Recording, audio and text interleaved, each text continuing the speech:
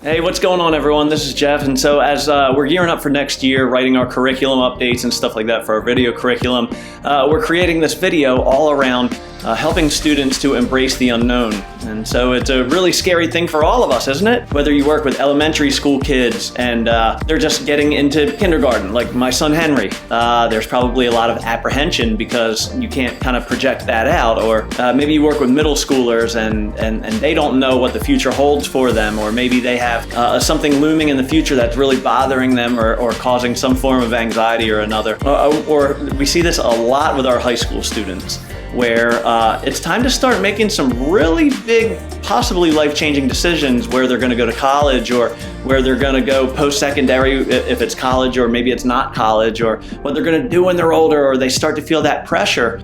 But maybe it's you and I, right? Like, if I'm being honest, when there's something that I don't know how it's going to go, whether that's like a keynote that I'm having to present, or whether that's a staff training or whatever that is, I start to get wound up a little bit. So what I thought I'd do today is give you 3 easy letters. It's an acronym that I use, and I used to use this with students to teach them how to embrace the unknown.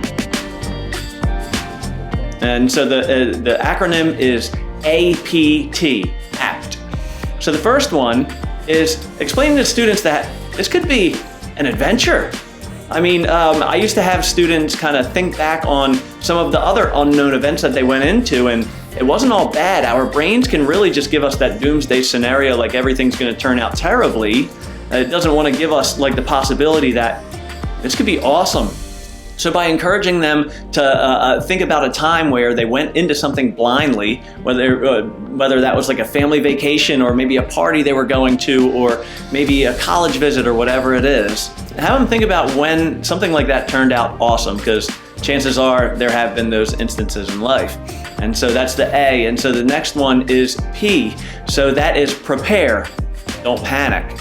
Okay, so again, in high schools this happens a lot, but even with little ones and middle schoolers and you and I, is that we feel like if we do enough work, if we do enough research, if we do enough studying, if we do enough fact-finding, we'll be able to eliminate all of the risk in an unknown scenario that we're about to walk into. And the fact of the matter is that a lot of times what we're doing is we're really even working ourselves up.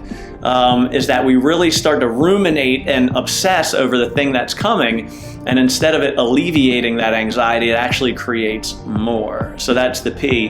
And then the third one is trust. And so when we're talking about trust, it's educating students and reminding ourselves that we have a fantastic compass in our body, or intuition, is that our brains are actually really good at figuring out what's actually really going to put us in danger and what's not.